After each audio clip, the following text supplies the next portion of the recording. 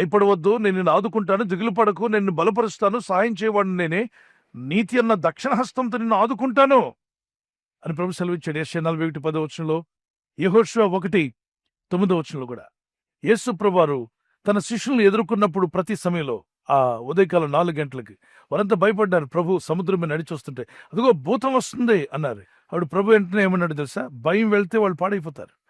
భయం వెళ్ళిందా, భయం నెక్స్ట్ వచ్చేదే సాతానుడు, అటాక్ జరుగుతుంది. భయం తర్వాత ఏదైనా జరుగుతుంది.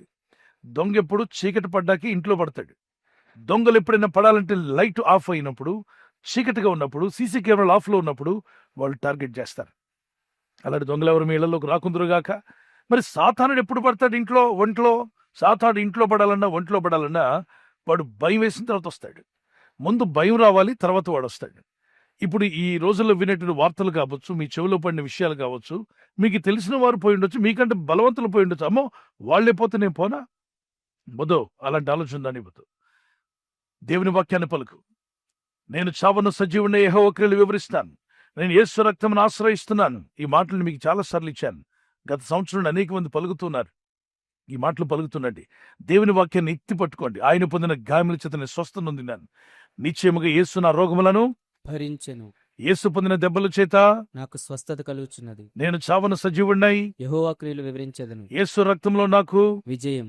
ఇది మాటి మాటికి పలకండి. ఒక్కొక్క మాట 5 సార్లు 10 సార్లు పలకండి. కావాలంటే రాయండి. ఎందుకో తెలుసా? వినుట వల్ల విశ్వాసం కలుగుతుంది. విశ్వాసం స్టెప్ ఇంట్లోకి వేయగానే అవిశ్వాసం అనేది బయటికి పారిపోద్ది. జ్ఞానం గలవాడు బలంగా ఉంటాడు, శక్తిమంతులుగా ఉంటారని బైబిల్లో చెప్తుంది. భయం రాకూడదు అన్నవారు చేయతండి. నాలోకి భయం రాకూడదు అన్నవారు. అది భయము పోవాలి అంటే ఏం రావాలి లోపలికి? అర్థమయ్యే భాషలో చెప్తాను. చీకటి పోవాలంటే ఏం రావాలి? డబ్బు వచ్చినా చీకటి పోదు, డాన్స్ వేసినా చీకటి పోదు, సినిమా హీరోలు తెచ్చినా పోదు, హీరోయిన్లు తెచ్చినా పోదు, పాటలు పాడేటువంటి వాళ్ళు వచ్చినా పోదు, మరి కోయిర్ వాళ్ళు వచ్చి పాటలు పాడినా పోదు. చీకటి పోవాలంటే వెలుగు రావాలి. వెలుగు ఒక్కటే చీకటిని పటాపంచలు చేస్తుంది. వెలుగు వస్తుండగానే చీకటి సదురుకొని పరుగోపరు. చీకటి రావే అంటే రమ్మన్న రాదు. అంటే చీకటిని భయం అనుకోండి, వెలుగును ధైర్యం అనుకోండి, విశ్వాసం. అంటే ఈ చీకటిలో సాతాను పనిచేస్తున్నప్పుడు విశ్వాసంలో దేవుడు పనిచేస్తాడు. దేవుడు విశ్వాసంలో కర్తయు దాన్ని కొనసాగించువాడైనాడు. ఆయన కర్త, విశ్వాసానికి కర్త. సాతానుడు అవిశ్వాసానికి కర్త, అపనమ్మకానికి కర్త, భయానికి కర్త ఎవరంటే సాతానుడు. అంటే వాడి యొక్క గుణాలు ఏంటంటే భయం పుట్టించడం, మనుషుల్ని బాధ పెట్టడం, మరి మనుషుల్ని కృంగదీయడం. మరి దేవుడు ఎందులో పనిచేస్తాడు? చేపలు నీళ్ళలోనే ఆడతాయి, చేపలు నీటిలోనే ఆడతాయి. అలాగే విశ్వాసులు విశ్వాసంలోనే మనం నడవాలి. మనము వేలు చూపును బట్టి కాదు, విశ్వాసమును బట్టి మనం నడుచుకోవాలి. We are not walking by our sight but we are walking by faith అన్నాడు. వేలు చూపును బట్టి కాక విశ్వాసములుగా మనం జీవిస్తున్నాం. ఆ గొప్ప విశ్వాసం కలిగి ఉందాం. ప్రార్థిద్దాం. చేతులు పైపెత్తండి, కళ్ళు మూసుకుందాం. దేవాన్ని కనికరం చూపండి. నాలో భయాలు తీసేయమని అడగండి. ప్రభువా నాలో భయాలు తీసివేయండి. స్వరమెత్తండి, ప్రార్థించండి. ప్రతి ఒక్కరు కూడా, ప్రతి ఒక్క చెయ్యి పైకి ఉండాలి. గుండెల్లో నుండి ప్రార్థన రావాలి.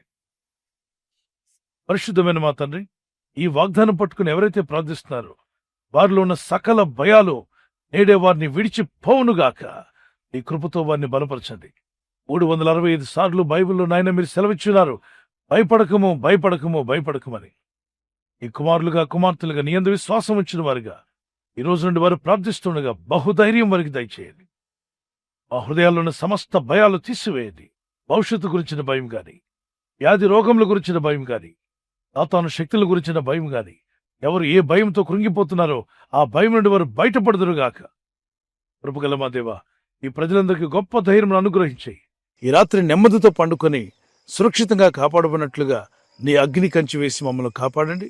మీ చిత్తములో కొనసాగే కృప మా అందరికీ దయచేయమని యేసుక్రీస్తు ప్రశస్త నామములో వీరందరికీ చక్కని నిద్ర దయచేసి తెల్లవారు లేచి కృపను మాకిమ్మని క్రీస్తు నామములో అడిగి వేడుకుంటున్నామా పరలోక తండ్రి. ఆమేన్, ఆమేన్. ఈ వాగ్దానాన్ని మీతోనే ఉంచుకోకుండా లైక్ చేయండి, షేర్ చేయండి. అనేకులు ఈ యొక్క ఛానల్ సబ్స్క్రైబ్ చేసుకోమని తెలియపరచండి. సబ్స్క్రైబ్ చేయని వారు కూడా సబ్స్క్రైబ్ చేయండి. Good night. God bless you.